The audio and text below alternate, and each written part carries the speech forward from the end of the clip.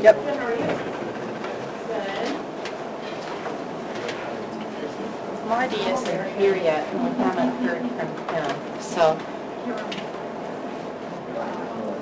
We like to stick to the schedule so that students will be coming and going, and we'd like to welcome everyone to this fourth day of Career Conversations. I'm Karen Leeske, the Assistant Director of Career Services.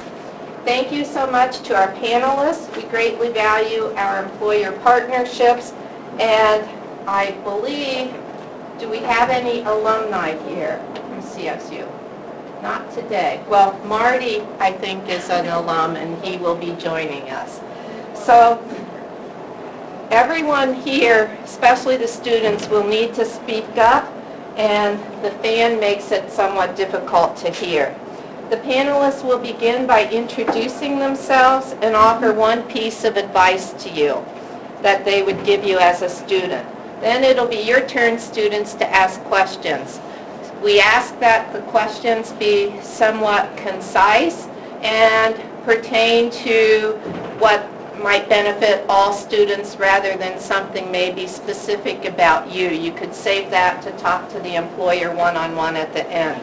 So stand and state your name and your major, and if it's somewhat difficult to hear, I will repeat the question for the panelists. So after the panel, in about an hour, you'll have time to talk to the employers one-on-one.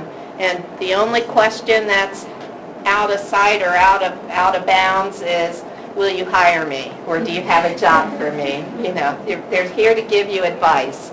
So with that, we'd like to get started. So Caroline, would you like to start introducing yourself, brief elevator pitch, and a piece of advice? Sure, yeah. I work for the City Mission. My name is Caroline Stoltzfus, and the City Mission is actually right around the corner from here. We're a nonprofit, and we've been around for 110 years this year, actually, so that's pretty exciting. I'm on the marketing team there, and I run all of our digital, web, photo, and video content. I get to interview our clients when they are ready to tell their stories. So we support people experiencing homelessness, and usually they stay with us for about 6 months to a year, and we help them figure out what's kind of next for them in their lives and equip them to really be successful in whatever that is. So my job is to communicate what we do to the community and to help them figure out how to get involved once they become passionate about what we're doing.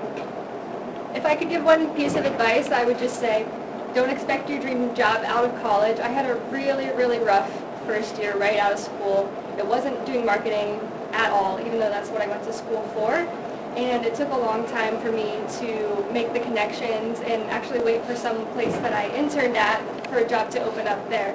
So I would just say your career is a really long road, and now that I'm 3.5 years into working at the City Mission, my dream job has changed. So I got my dream job, and now I have a new dream job.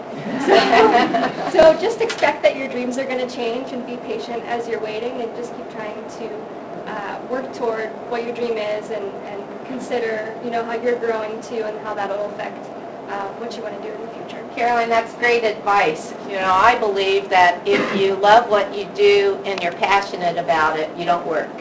It's all just something that you're passionate about that you get to do during the course of your work time. So thank you. Gwen? I'm Special Agent Gwen Buckley. I'm from the Cleveland field office down the street here on Lakeside. I'm the applicant coordinator recruiter. I've been an agent with the FBI for almost 33 years now. I initially started my career out in D.C. working in background investigations on White House appointees. Went on to work surveillance, foreign counterintelligence targets. Went on to work illegal drug trafficking for 5 years. Counterterrorism investigations both in D.C. and in Cleveland for about 10 years total. And moved on to white collar crime and field intelligence group, and I was asked to do this job for 7 months, and it's been 14 years. So I'd like to highlight my background because it's an example of what typically happens with agents in the FBI, is that you move around from different positions. The FBI has a broad mission to protect the nation against national security threats like counterterrorism, counterintelligence, and cyber threats, and uphold and enforce criminal laws in the United States. drug trafficking investigations, organized crime, white-collar crime, healthcare fraud, public corruption, civil rights, human trafficking. So we have a broad mission and broad responsibility, and so I am responsible for putting out the mission of the FBI and finding people that would be good candidates for FBI employment, not only as agents, but also as professional staff employees. Those are all non-agent positions. So one advice I would give is that sometimes in the hiring process, especially for the special agent position, we provide instructions to our applicants along the way as far as what they need to do to be a competitive applicant for the next step, and oftentimes candidates are not reading thoroughly and they're not following the instructions that are in the communications that are sent to them. So my advice would be to tailor your resume to the employer that you are looking to be employed by or have an interest in, and then be sure that you are following through and reading thoroughly the information that they are providing to you as far as how to be competitive, what steps you need to take to be a competitive applicant, and then not being, how should I say, lazy maybe? Sometimes people, I can tell that they haven't read the email thoroughly because they haven't, I'll ask a question, they clearly have no understanding what I'm looking for, so. Thank you for sharing that advice, Gwen. We tell students that times have changed and that you no longer just need to change your cover letter, but you need to tailor it for each position to be competitive. And we hear from other employers that students don't always check their email, read things carefully. So thank you. Okay, Kelly? Hi everyone, I'm Kelly Diamond from Hyland Software. So Hyland is a software company in Westlake, so about 25 minutes from here.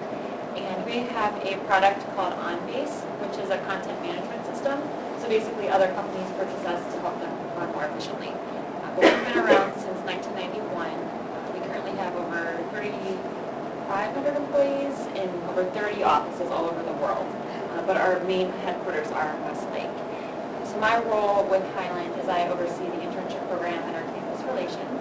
We've been there a little over 4 years now. We have a pretty big summer internship program, close to about 100 interns in our Westlake office. And we hire interns all across the board. So we are a software company, and we of course look for computer science students, but we also have sales interns, marketing, HR.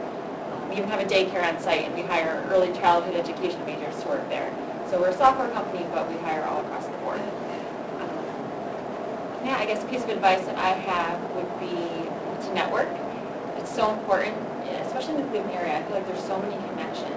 You know, networking doesn't necessarily guarantee you a job, but it could get you an interview, and that's what it takes. So use your resources here at school, career services, LinkedIn's important. So networking is my big piece of advice. So sometimes students think networking, it sounds intimidating, but the way you explained it, use even your resources here, even your classmates are resources in your network, and so that makes it sound like it isn't so scary. Absolutely. Right. Marty, welcome. Hi, thank you. Yeah, my name is Marty O'Toole, and I'm on the management team of a company in Akron called GOJO Industries. I know some folks may have heard of GOJO. We're really one of the larger employers in Summit County, and we're about a 60-year-old company with a deep foundation in hand hygiene applications, and so most of you probably know about a product we created called Purell. So Purell hand sanitizer, people don't normally know that that's a Northern Ohio brand, but it's of course something we're super proud of, and we're saving lives all around the world with it. Especially right now with coronavirus, we just simply cannot make enough. And so I've been at GOJO for more than 20 years, and I've done a lot of different things there. One of the things that we can talk about as we go is the power of cross-training. But these days I am the vice president of the hand sanitizer category, and so I'm responsible for all of our strategies about the future of hand sanitizer. Picture like if who's going to be in charge of the future of the boxed cereal category? Well, Kellogg's probably owes it to themselves to think about the future of the category. And so I'm responsible for thinking about the future of the hand sanitizer category globally, and all the investments we make to build the Purell hand sanitizer brand. So that's my role there now, and it's fun and interesting, and we're very busy these days. In terms of advice, I would echo immediately about networking, because it is just the secret sauce, and y'all got to get good at it. And it's not, the minute you start to do it, it's not that scary. So I'm just piggybacking on that one, but I'll throw out another one, please. That is, this is something I've told lots of people I work with your age, including my own kids, is for the first 5 years, look at every job you have as another class you're taking, except now you're getting paid instead of you're paying them. And so it's true, right? Look at what am I learning? How am I building out my resume? What kind of experiences I'm gaining? How am I building out my professional ability to be a contributor? And so for the first 5 years, look at every job you take as a class you might take. You're going to get paid to do it. And so I would say that's probably the most important one. And one more freebie, please, is be really attentive to the cultures of organizations you belong to. It's easy for a very good and nice person of good intent to have a really bad experience because they're in a culture that isn't a good fit for them. And so we have been eyes wide open about cultures of companies when you look at them. So it's a lot. You wind me up, I'll go for an hour.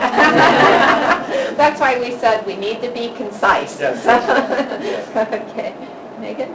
Hi, I'm Megan. I work with MRI Software. We're a real estate software company. We essentially develop and sell software to real estate entities like apartment complexes, office buildings, shopping centers.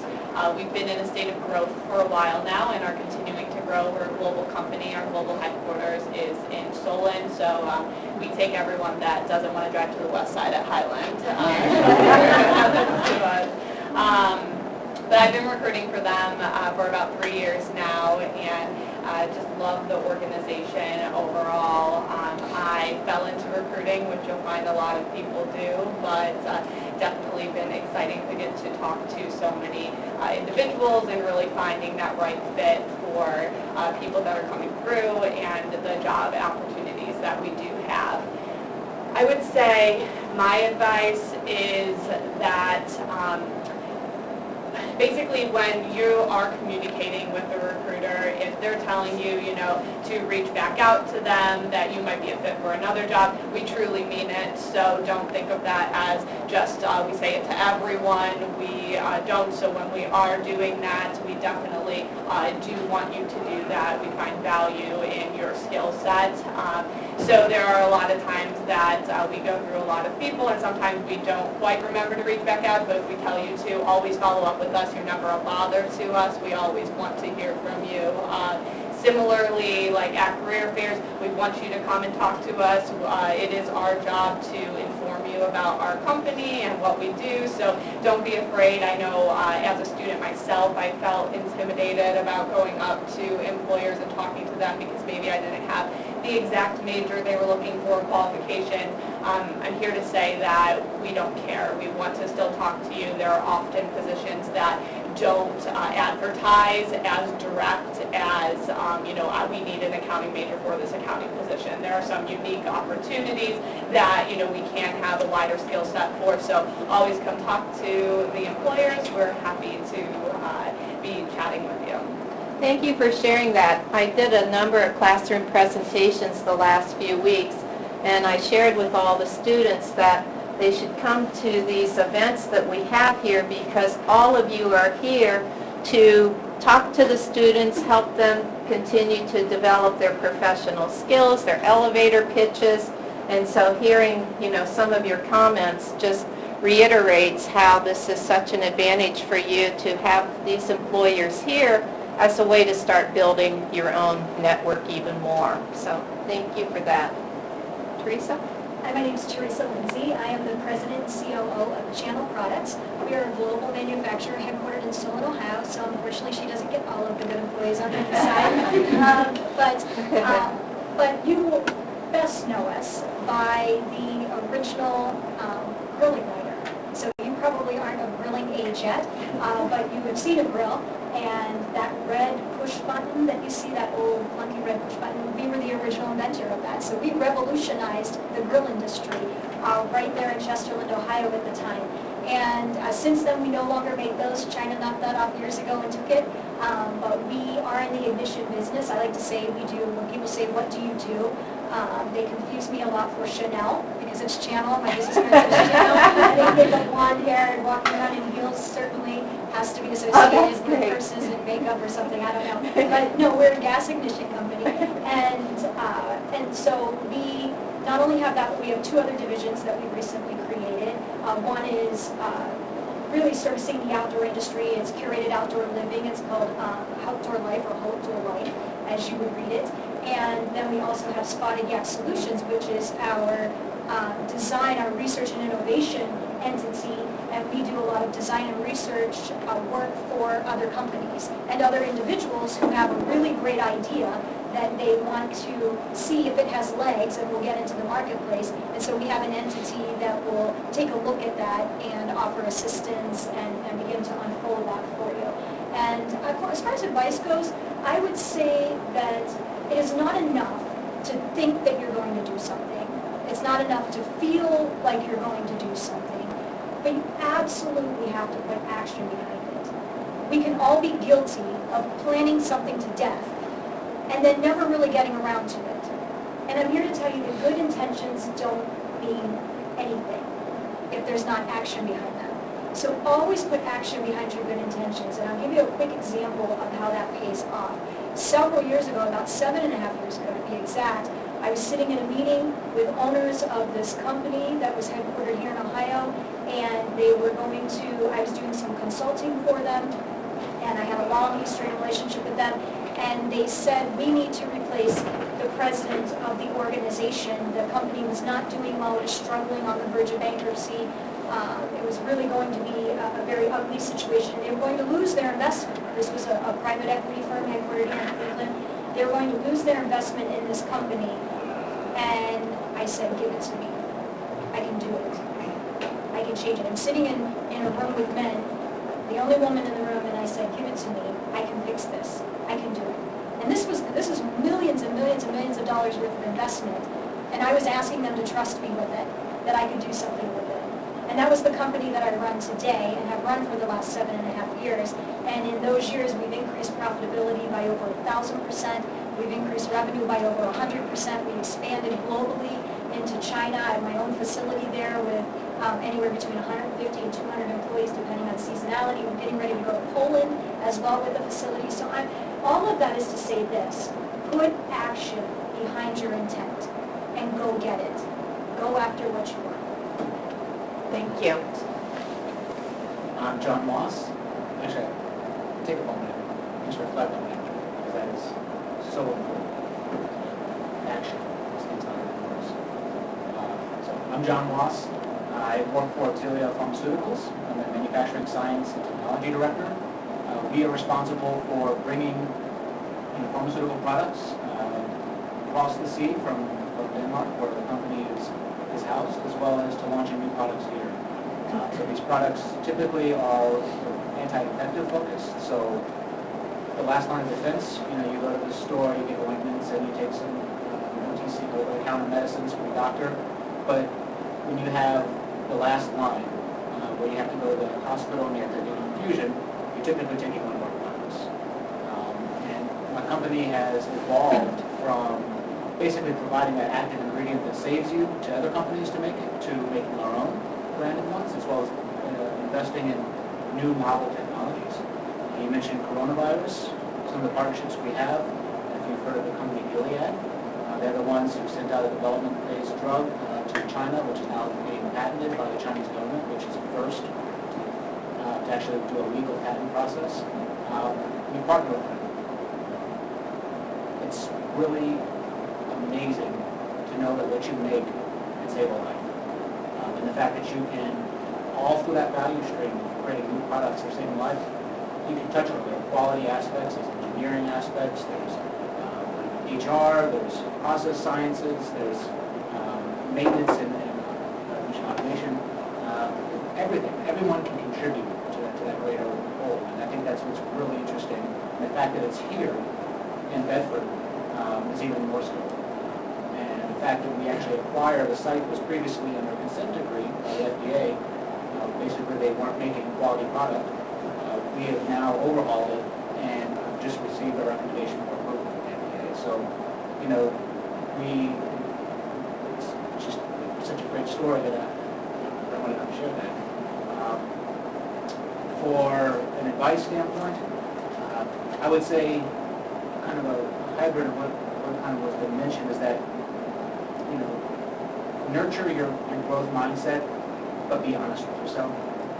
reflect on what are your strengths and weaknesses, and look at each experience that you have during this first 5 years of getting paid to learn, and really analyze what is it about each one of those that you care about and don't, what's a transferable strength from that activity, and how are you going to take that forward.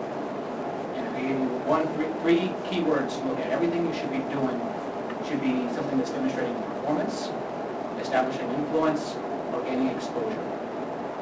If you can be working on one of those three things, not all at once, as you're learning, you're reflecting on what it is that you're learning, your growth within the professional industry will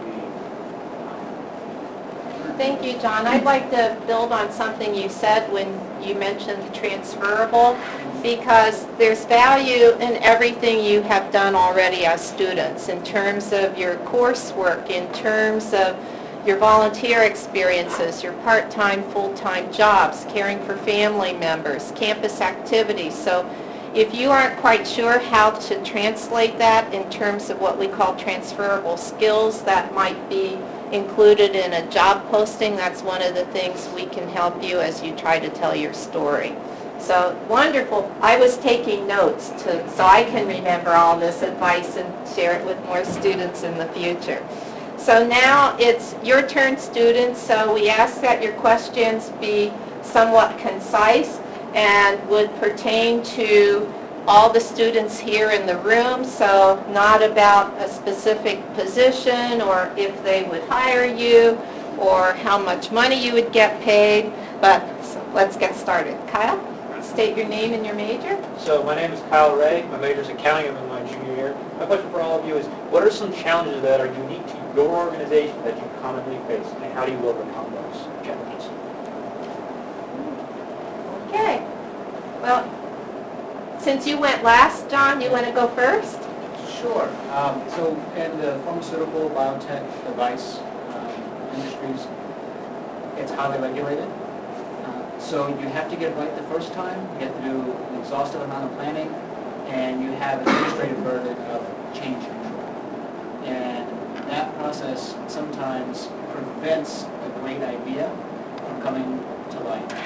So what we have to do is balance this extra challenge and make sure we plan for it. Sometimes when you have a very long lead development or investment, so approximately $1 billion to get a novel new product to the market, you can fail a lot along the way. You don't want to fail for an administrative process. You want the technology to be the ultimate result. Thank you. Teresa? In our industry, in the world of gas, safety is a critical factor. And so that process of obtaining safety certification can take a long time. So one of our biggest challenges is always speed to market. Because the goal in any business is to get to the marketplace as quickly as possible, because you've invested all of this money up front to this point, and you need that money back, and you want more money on top of that, and so you have to get out there as fast as you can. And you also want to do that so that you can meet your competitors into the marketplace. And so with the certifications that are required, like we have a lot of technology right now around our products where everything's controlled with phone apps and a lot of back-end infrastructure for service and diagnostics and things like that. And all of that takes a long time. They are very, very careful in the gas industry because you don't want a catastrophic event, of course. And so it can take us anywhere from 12 to 24 months to get a single product into the marketplace. And oftentimes our products are customized for a specific customer, which creates its own challenges and barriers, where you're not launching a broad product like Purell into the marketplace. You're customizing for a specific customer in a specific industry, and that in and of itself can pose its own challenges and some barriers to entry into the marketplace. So time to market is hard for us. So MRI is growing a lot inorganically through acquisition. So we've been acquiring companies and bringing them on.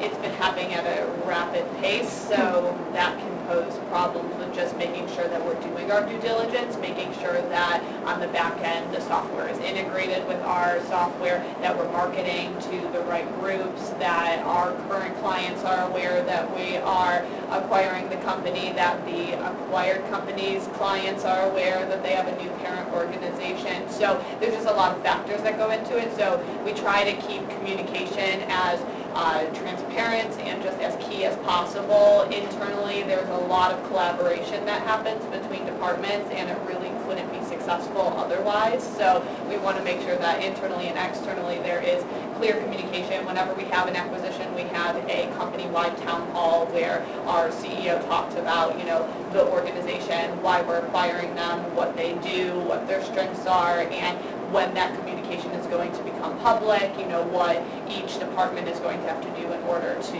make sure that's a smooth transition. So I think that just within our company, it's making sure that there is that communication and a good plan of action for when we do that. Marty?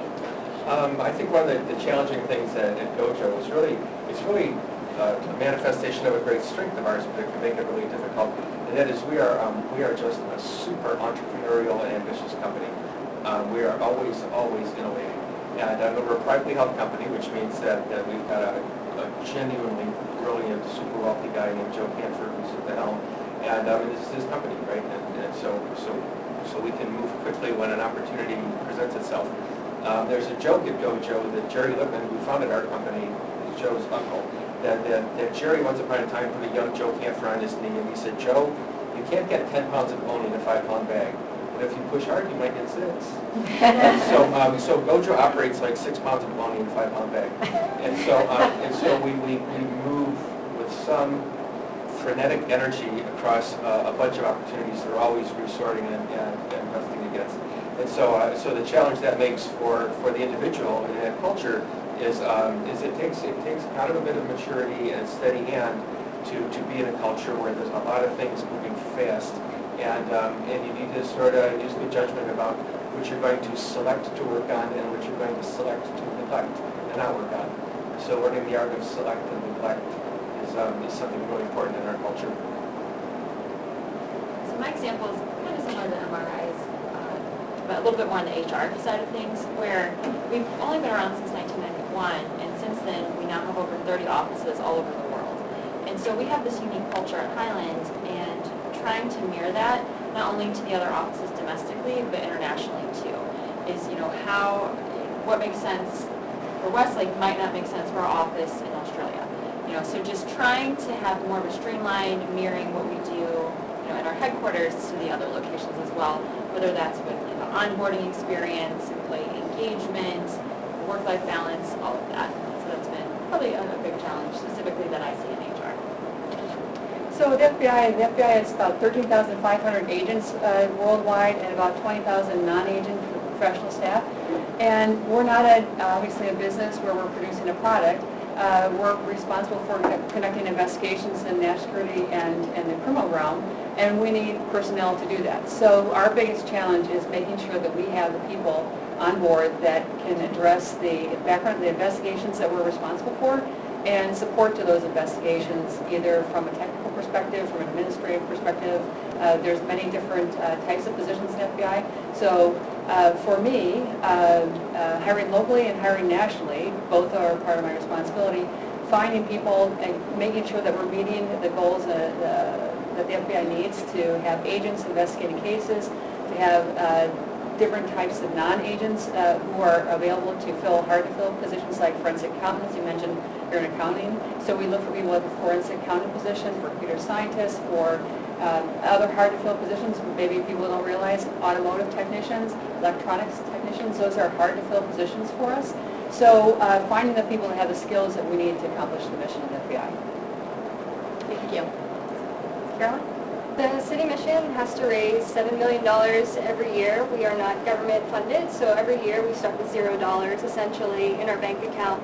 But in order to provide the services that our clients need to overcome the challenges of homelessness, it does require a pretty large budget. So I think that our big challenge right now is really misunderstanding about what we do. A lot of people have a more traditional soup kitchen understanding of the city mission, but the reality is we have GED programs, we have resume building and training, we've got parenting classes, childcare. It's really a full service place. But unfortunately, when you're trying to communicate a very new message to both an older and younger generation, it can become confusing to people. So our challenge right now is to bring in people more in the millennial generation to help them understand what we're doing, and also ask the people that have been supporting us for years to grow with us, grow in your understanding and compassion and complexity of what homelessness looks like, and come alongside us in supporting that. So it's really about bridging a generation gap and inviting new people into the fold. Thank you. So, yes, Dan, state your name and your major. Hi, my name is Kelsey Sagers. I'm a major in history and minor in classical studies.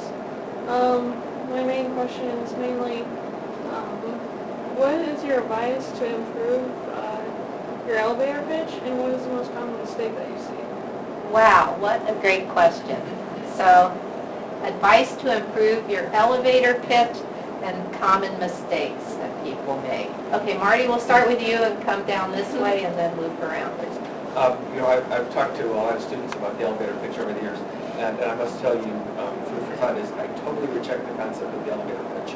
I reject it because I think that puts a burden on the student or on the coworker that you've got like 15 seconds to convince me you're James Bond or Beyonce or something special. And the truth is you're not. And because nobody is, right? And so I would say that when you're meeting somebody of influence, somebody who you want to build a good relationship with, and they can help you in some way, just know that the primary sorting they're doing, I really believe this is, this person's an idiot, this person's not an idiot, right? And so you want to get in the box that says not an idiot, and so once you get in the box that's called not an idiot, well then the person's going to have a little more of a conversation, right?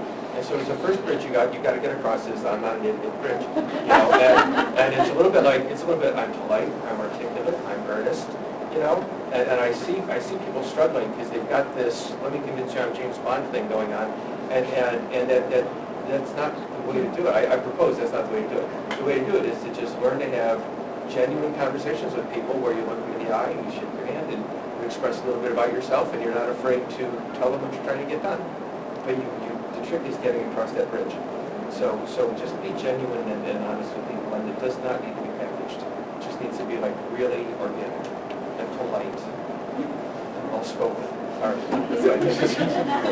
Okay. You want to go next, Shelley? Yeah, so I think just being more concise, sometimes, and I'm sure because you're nervous and it's, kind of an awkward situation, but just being concise to the point, not just kind of blabbling on for a while. I would say be confident. Be confident in yourself and your abilities, and just be confident. And I echo what he said. I truly believe too that I would rather talk to someone who's not up there just giving me a speech. I would rather talk to someone who's genuine and earnest and just there to find out about the FBI or about whatever company you're there to find out about. We don't expect you to have the world at your, obviously. Caroline? One of my majors was entrepreneurship, so I did a lot of elevator pitch practice, and I found that as I moved throughout the major, the more that I actually believed in what I was talking about, the better I was at giving the pitch. So I think you just have to do the hard work of knowing yourself, and that really is hard work.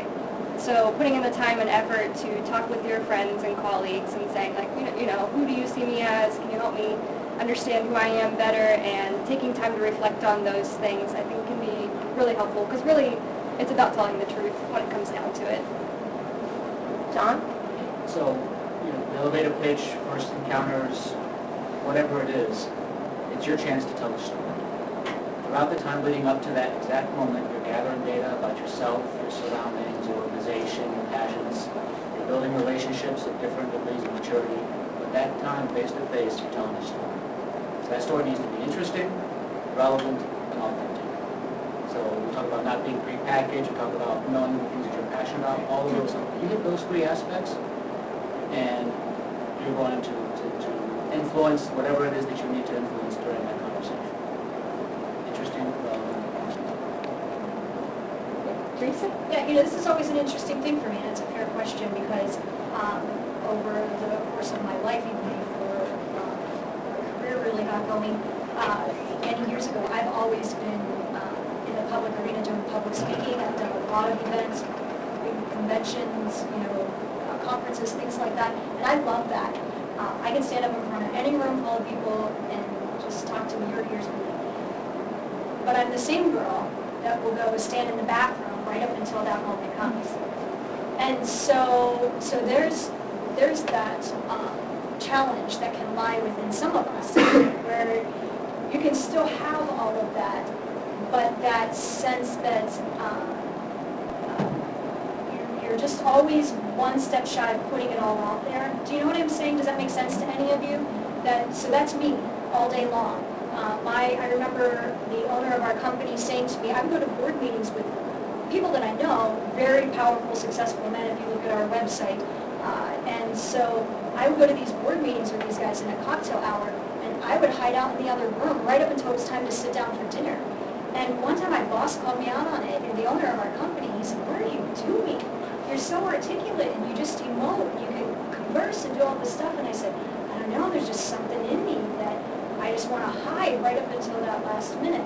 And so it's taken me years to overcome that. So I just want to tell you that don't think that tomorrow you're going to show up in a room and network and be able to just nail it every time. Because it doesn't happen that way. And when you first posed the question, the first two things that came to mind were two things that were mentioned: belief and confidence. Belief and confidence. And the way I gained more confidence was to believe in what I was doing, to be convinced that what I was doing was good and right, and I was worthy to stand toe-to-toe in the same room with people who were billionaires and had gone before me and had many years of success ahead of me. I can still stand in the same room with them and be just as intellectual, just as smart, just as savvy. They just have some time on me, but they don't necessarily have skills and relational ability and things like that.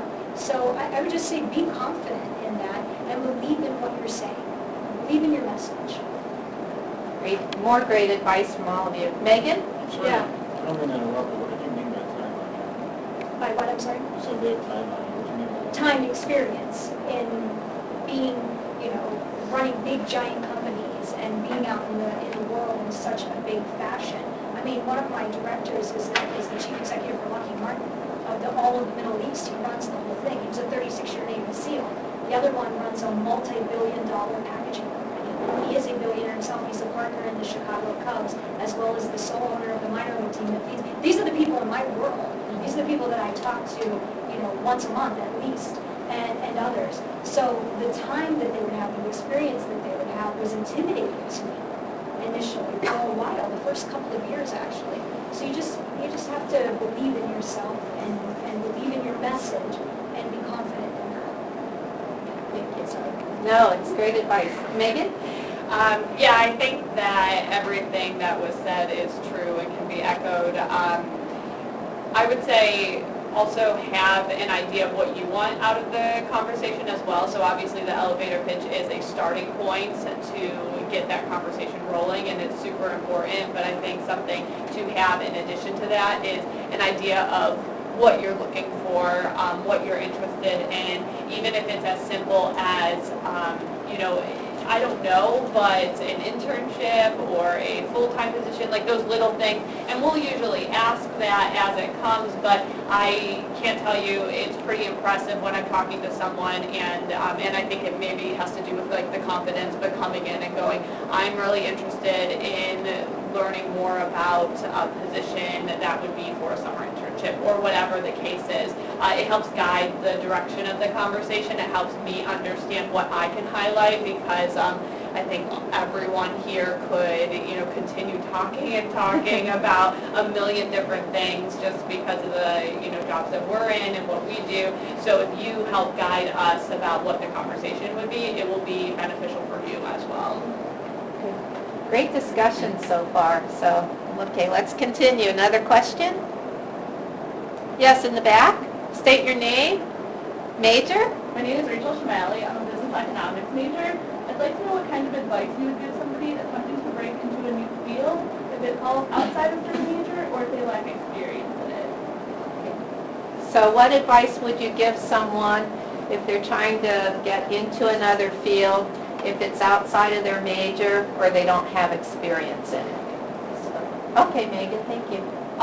So I fully believe that finding transferable skills, so skills that you would use in this new field or new position that you're trying to get into, that you've done before. So you might not have the education or the previous experience, but 9 times out of 10 there are overlap about, working with people or organizational skills or, learning technology. So finding whatever connects the two interests and highlighting those is a good way to get a step or a leg up into that. It's really difficult, it truly is, but it does happen. It happens with, kind of the people who you talk to, but I think when you are able to highlight those skills that make sense for this new opportunity that you're looking at, then, it helps us be able to feel confident about pressing forward. Anybody else want to add anything? Teresa? I would say fail fast and get to know quickly, because you, especially at your age, you're still trying to figure it out. You might have a major, but you and I both know that very few people end up in jobs associated with their major, unless it's a highly specialized major. Thank you for saying that. I'm sorry to interrupt, but that's what we tell students regularly. So I wouldn't be defeated by that. Don't view that as a failure point in your life, that you went to school for X and now you're doing Y. I would say that figure out the why quickly, because you're going to try things, and you want to make sure that it resonates with you. She said earlier that if you do something that you love, it's not really work, and it doesn't feel like work anyhow. And that's a great way to look at it. It's an idealistic way to look at it, though, through a certain lens, because the reality is you just have to get in the mud sometimes.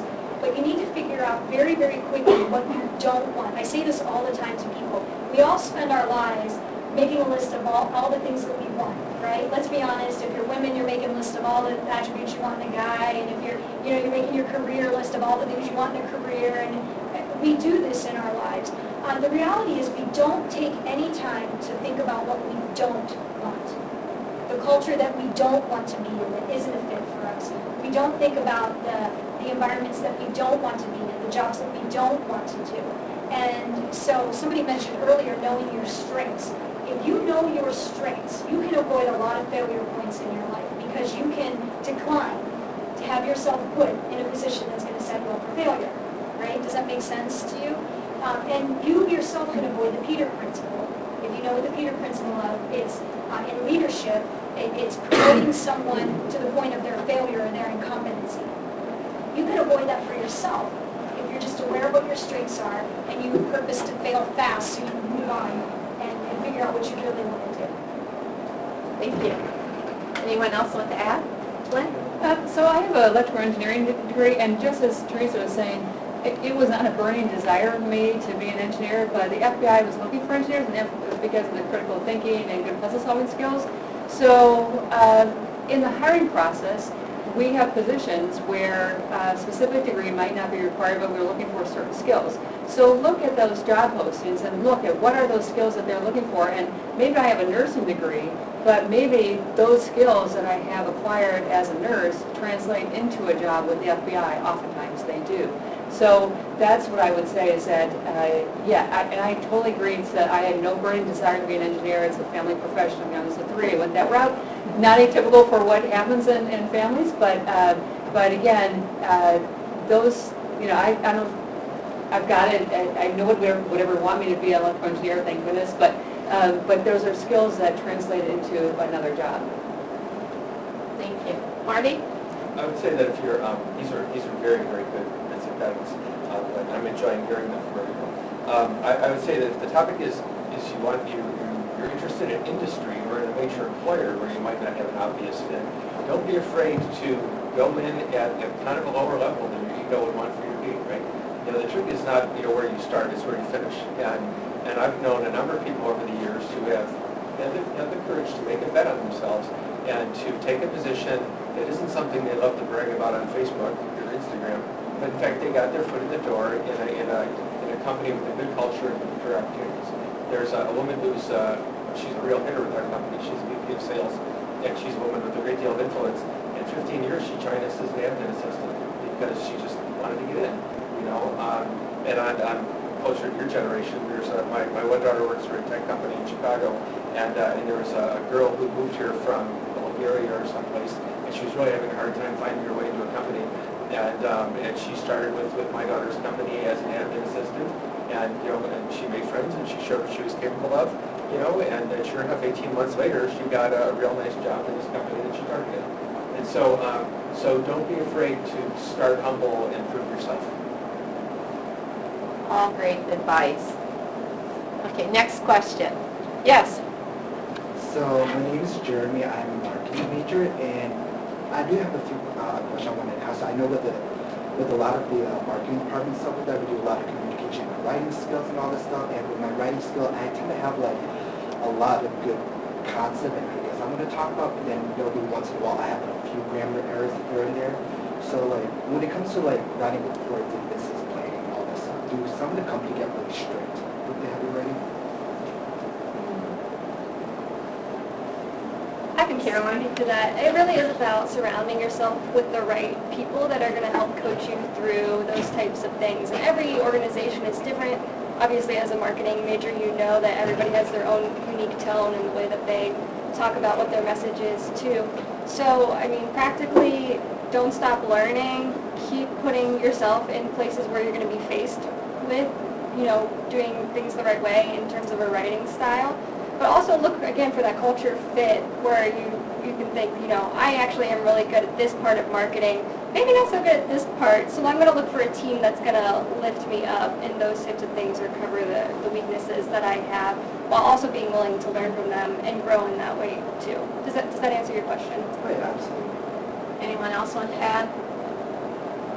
I just say from my industry, words have meaning, and that's very simple, but if you were to go so far as from a legal or contract standpoint, the use of certain types of words can change implied meaning or explicit meaning.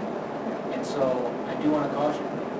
Well, one thing is talking about general messaging and how to tell a story. The other is talking about a particular report, proposal, or something that's has a fiduciary responsibility or impact.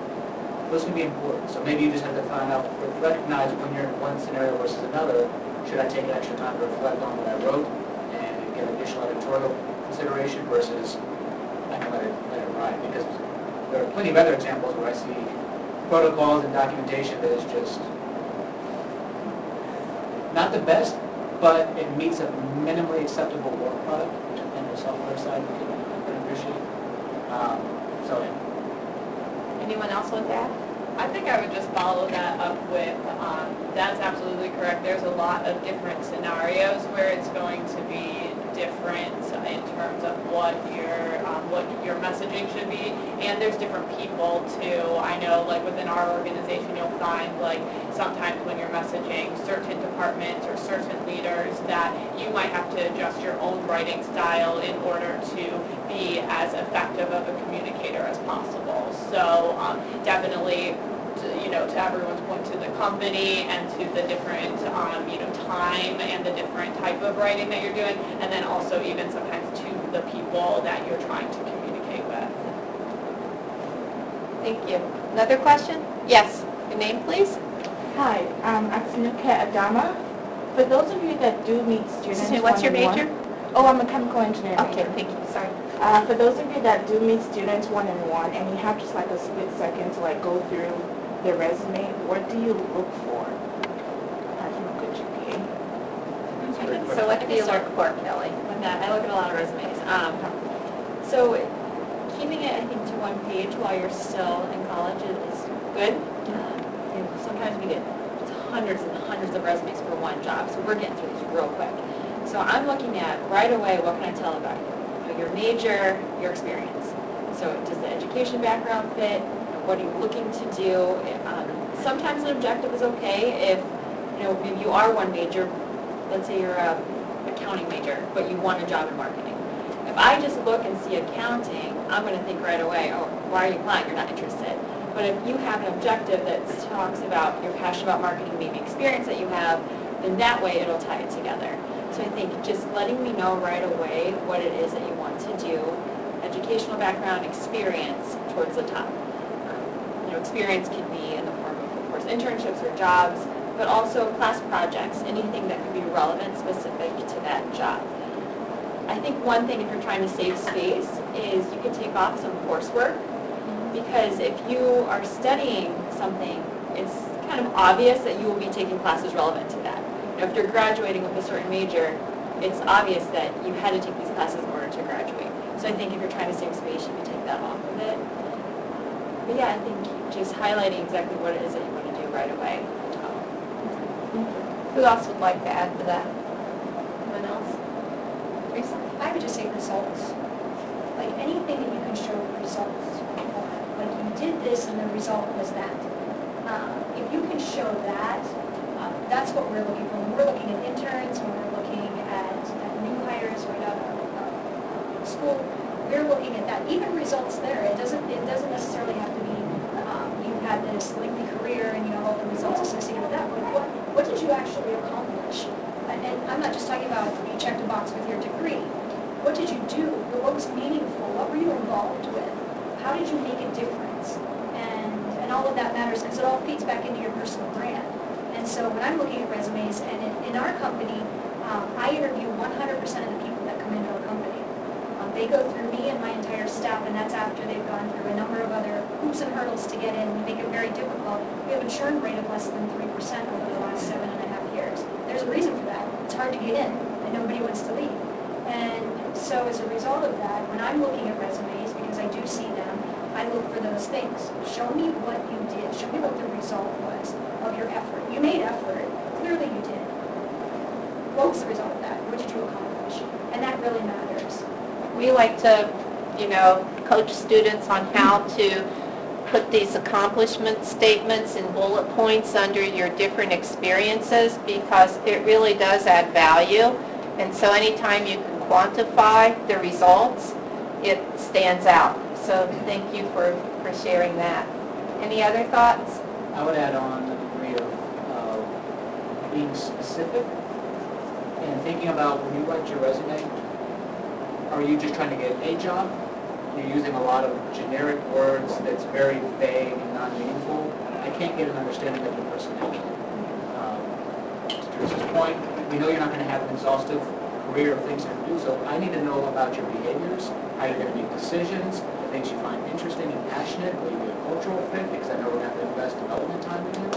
So just come out of the gate and just to speak to specific things that you've done, are passionate about, and that you think you could contribute, knowing that it's not going to be expertise on, you're not going to be a CPA, you're an accountant, you're not going to be, signing off drawings as an engineer right after you're an EIT. You know that. So start that, extend your hand. And if it's not the right fit, that's great. You don't want to work for a company that doesn't align with your personal brand. So understand you're going to get rejected. It's not because you're not qualified, it's because it may not be the right fit. But you have to be honest with what you're conveying, so that way you have the best chance to get that right fit.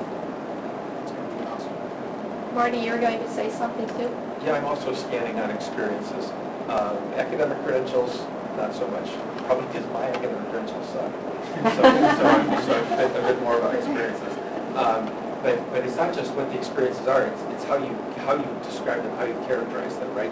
What kind of, I don't want to get too highfalutin and say business-mindedness, right? But what are you saying to me in the way you describe what you've done? And I would also say in the area of experiences, don't hurt yourself by being too narrow in what you count as an experience. That an experience doesn't necessarily only mean an internship. It can mean a life experience. It can mean the most humble work you had to do to grunt your way through your undergrad. Making sandwiches is experience. And so don't hurt yourself by feeling that you're weakly somehow because you don't have some grand set of experiences to talk to me about. Everybody's got a story and a journey. So I filter on your experiences, and that helps me get an understanding for who this is as a person. Next, I would just say, this is just purely from formatting. Sometimes, the best resumes are the ones I can clearly and quickly see the key parts of the applicant review resume, and meaning that there are some resumes out there where someone has a picture of themselves, they have a section on the left, they have a section on the right, they have stuff, and it's hard to really see that resume, and it immediately puts me off. So I would say, having a very clear and concise, the objective, your education, your work history, your extracurriculars, your certifications, those are the things that are going to very quickly enable me to determine whether you're a good fit for a position. Anybody else? Next question? Yes? Can you stand, please? And your name and your I major? was gonna stand up, I said. Thank you. Anyway, it says, can you tell me where your education led you, and was it where you thought you would end up? Okay, what's your name, please? My name is Peter. Peter, and your major? I have a bachelor's in health science. That's what I think it is. It's pre-physical therapy major. Great. So, okay, your education and where it has led you, that's what you'd like to know? It's like a two-part question. I just want to know, like, where you guys studied, where it led you, and was that where you guys envisioned yourself to be? So what you studied, where you started, and was that where you thought you'd be? Anybody want to start? I'll do a brief one. My undergrad degree was in biochemistry. I had a passion because of illness on different sides of my family, and I thought I could go find a cure. I realized, reflecting very rapidly within those first few years, that I do not like that type of work, but I am passionate about the aspect, and I felt I had a greater chance of success if I had 10 people doing what I was trying to do. And so I pivoted. And I went into more a life cycle approach instead of just trying to do strict research. I can go. My story is unique. I have a different story, probably much different than anyone else sitting up here, in that I had a very difficult childhood, a lot of things, a lot of trauma, and as a result, I grew up with my grandparents, and I had to go to work full-time as a teenager, and so I was what you would call today a high school dropout in the 10th grade, and because I had to work full-time. And so I worked 2 jobs at that time, and I had to work to help provide. And really, my grandfather was very ill. My grandmother was at an age where she couldn't work as well either. She was in a diner, and so I dropped out. And so I have a little bit of a different story and a little bit of different trajectory when you talk about education. And what I can say from that element of my life, the education element, is that for many years, there was a lot of shame associated with that. I remember that my network for many years has been, not just in the last 8 years, but my entire career, has been around people who graduated from Harvard and Dartmouth and Yale. And so standing in their midst, when I talked about that discomfort with networking initially, it was because I was carrying a lot of my own insecurities and shame, things that were out of my control, but nonetheless, they were on me. They were part of my life, part of we always say that you pull what you pack, right? So they were part of my baggage. And so it took time to overcome that. Now, having said that, I did go back to school. I did get my high school diploma. I went on, I got a bachelor's in business, and I got a master's in organizational leadership. So I did go back and accomplish all of those things, but I did a lot of them as an adult, and quite frankly. And it was about going back and harnessing some of the pain, some of the challenges, and saying, I refuse to be a victim of circumstance. And I'm going to rise up, and I'm going to be more, and I'm going to be better, and I'm going to be different. I'm going to create a different life for myself. And so my educational experience is completely different. It's more of a Cinderella story than it is, I went to school, went to college right out of high school, and I did this. And so thankfully, though, what that did is it really saved me from all of the years of partying as a young person, because I was using marketing while everybody else was having a great time in college. But at the end of the day, I guess it just proves that everybody's experience is different. And now, obviously, I have no qualms about being in a room with people who are the most educated. And what I've learned over the years is that some of the most educated people, book-educated people that I've known over the years are not always the smartest and most brilliant people in the room. They're not always the best relationally. They're not always the best for advice or greasing your rails or whatever, right? So that's my personal experience with education, and so a little bit of a different story. Wow. But I believe in education, to be clear. My kids went to college. I was very, very strict about that, probably because of my own experience. I was very driven about they had to get a good education, maybe more so than I should have been, quite frankly. Just to kind of add on what you were saying, it seems to be a thing when she talks, I always got something to add to what she says. But you kind of said that, it's not always the person that has the best education or they came from Yale, they came from Harvard and stuff, or something like that. But those people that don't have those great educations and stuff like that, what do you think it is about them that makes them stand out? So that's a great question, by the way, and it really boils down to character and attributes, desire, passion, want. My husband is the CEO of a very successful fiber company headquartered in downtown Cleveland. If you've heard of them, they're called Everstream. They're a big deal. They sold for north of $300 million a year ago, and they're going to sell for north of $1 billion. 1.4 billion is where they're at in 2020. So, and he didn't graduate college.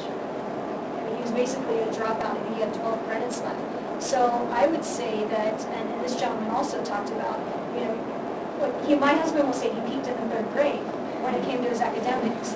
So look, we're sitting in a university that I believe in. I serve on the visiting committee at the business college. I'm involved very heavily here in the engineering school and other places. I believe in education. But I will say that it's not the be-all, end-all. And that's a pretty risky statement to make inside of the walls of the university. But I would say it's not the be-all, end-all. You need to have passion.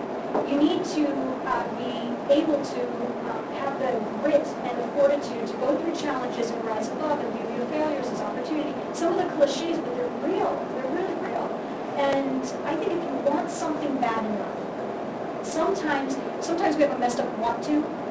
You get a messed up want to. You want the wrong things. If you want something bad enough, and it's right, and it aligns, and you just go get it, that speaks volumes. So even when I'm looking at resumes, you asked about resumes, when I'm looking at them, I'm looking at results, I'm not looking at education.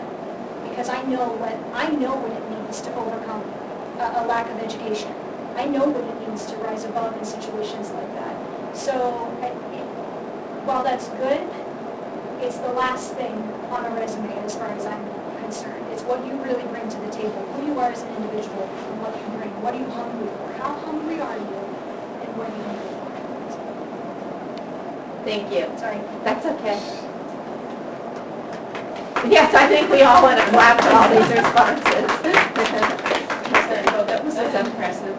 That was impressive. Megan? I had a more traditional route, but I will note that I think education can take that turn. So I went to school for psychology. I got a psychology degree. I did the research lab, and really anything that I wanted to do with psychology from there, I would have gone to graduate school and done more of that research. But I didn't like the research, so I tried to figure out what about psychology I did like. I liked the people. I liked learning about human interaction and what motivates individuals. And so I found a path that I thought would be a good fit, which was HR. And so I started targeting HR positions, really tried to highlight what the advice I gave earlier, which was trying to find those transferable skills. And then recruiting is a branch of HR that I landed into, and it ended up being a really good fit. But did I see myself doing recruiting? I don't think so. I think that you don't really know what will come, and there's a lot of unique jobs that are outside of the standard of what you might think going into school. I mean, there are jobs that I staff for now that I would have had no idea, going through college that these were options. So there is a lot that I do think you can take your education and find unique paths through it. What did you learn from psychology? What was your biggest takeaway from that? Yeah, I mean, I think it was those pieces that I found that I really liked. Like, I liked learning about what, how, and why people were motivated, and, you know, what you could take. I mean, one of the things that I still carry with me today is, like, how to mirror for different personalities and how to talk to people and how to skew how you talk to somebody else so that the point gets across, because a lot of times people just shut down when, you know, if you're not really talking the way that they like to be communicated to and things like that. So I found that I wanted to learn, and what I took with me were things that would affect me in the workplace. So we'll let all of the panelists finish answering the question, and then it'll be about time to wrap up. So, Marty? Yeah, you are looking at a B- degree in English from Cleveland State, and it took me 5 years to get that because I didn't know what I wanted. Right, I didn't know what I wanted. I didn't like school. You know, every class I took, I pretty much hated, and so I figured I could read and write, so I'll just do that. You know, and my dad worked for the city. We were all broke, and I was working at Hyland's, and you know, and so I kind of grunted my way through my undergrad, throwing milk on the shelves at Hyland's and trying to figure out how I could possibly get a degree. And you know, and so this is, you know, the trajectory is very, very unknown. Once you get out there, you just start someplace and life finds you. And your career path, I promise you, is going to go like this. You never ever get it right unless you're like literally our James Bond or Beyonce or Doogie Howser. You know, your career path is going to go like this. You know, and the trick is that once you're out there, you know, you have your eyes wide open and your politeness, very polite, you're results oriented. You know, you're creative, you're trustworthy, you don't drop the ball, you know, and if you do those things, opportunities find you. And you grow and you gain experiences and you meet people, and sometimes you have huge major setbacks.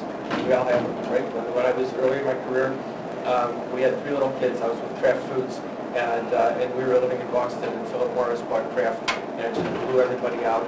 And I'm living in Boston with a wife and 3 little kids, and I didn't even freaking like Boston, and I'm stuck in Boston, and you know, and it was like the great kick in the head. And you know, and so you come home and you regroup and you put your pieces back together again. You know, and so you have huge setbacks, and everybody has them.